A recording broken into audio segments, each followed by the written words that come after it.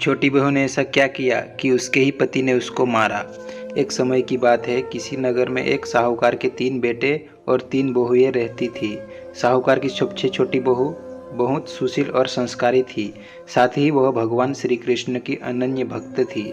सावन के महीने में साहूकार की दोनों बहुएं रक्षाबंधन के त्यौहार पर अपने अपने घर जाने की तैयारियां करने लगी। सुबह जल्दी उठकर घर का सारा काम करने लगी तो छोटी बहू ने पूछा, क्या बात है दीदी, आज इतना जल्दी जल्दी काम क्यों कर रही हो? तो उनकी जेठानियाँ बोली, कल रक्षाबंधन का त्यौहार है, हम दोनों अपने भाई को राखी बांधने अपने अपने घर जाना है। तेरा तो कोई भाई नहीं है, तू क्या जाने रक्षाबंधन का महत्व, भाई बहन के रिश्ते का महत्व। छोटी बहू को ये बात बहुत बुरी लगी और वह भगवान श्री कृष्ण के प्रतिमा के पास खड़ी होकर खूब रोई और बोली, यदि मेरा कोई भाई होता तो आज मैं भी अपने घर जाती। अगले दिन रक्षाबंधन का त्यौहार था।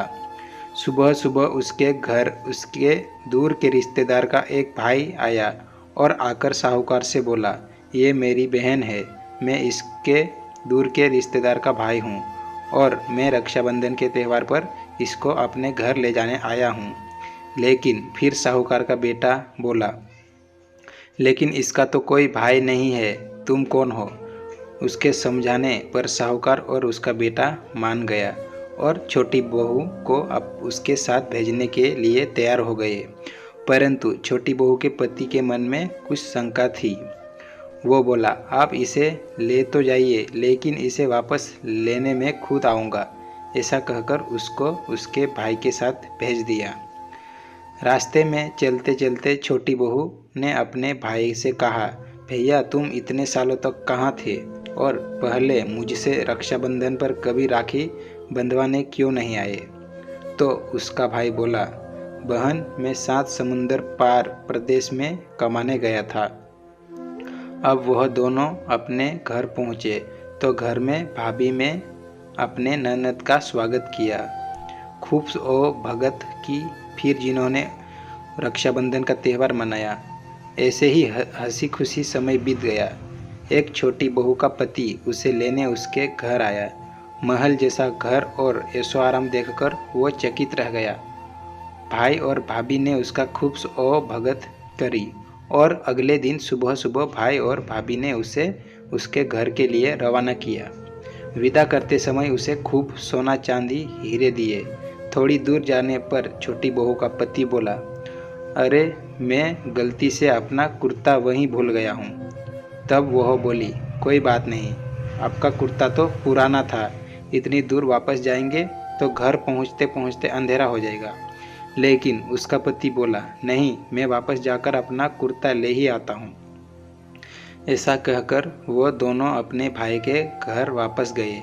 जैसे ही भाई के घर के पास पहुँचे तो वह उन्होंने देखा, वहाँ के महल जैसे घर के जगह पीपल का एक पेड़ है और उस पेड़ पर छोटी बहू के पति का कुर्ता टंगा है।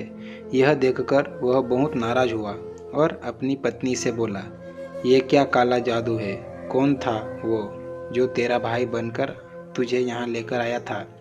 मुझे तो शुरू से ही शक था, इसलिए मैं तुझे लेने आया था। बता कौन था वो? ऐसा कहकर वो छोटी बहू को मारने लगा। इतने में तेज प्रकाश के साथ भगवान श्री कृष्ण वहाँ स्वयं प्रकट हुए और बोले, मत मारो इसे, ये मेरी बहन है। हर साल रक्षाबंधन के त्यौहार पर ये मुझे राखी बांधने आई है और अब मैंने इसका भाई होने का फर्ज निभाया है। इसे मैंने अपनी बहन माना है। छोटी बहू और उसका पति हाथ जोड़कर श्री कृष्ण के चरणों में गिर गए और फिर सब खुशी से रहने लगे। तो दोस्तों, आप लोगों को ये कहानी कैसी लगी कमेंट करके ज़रूर बताइए और अच्छी लगी तो वीडियो को लाइक एंड चैनल को सब्सक्राइब जरूर कर लें। मिलते हैं नेक्स्ट वीडियो में, तब तक के लिए जय हिंद, जय भारत।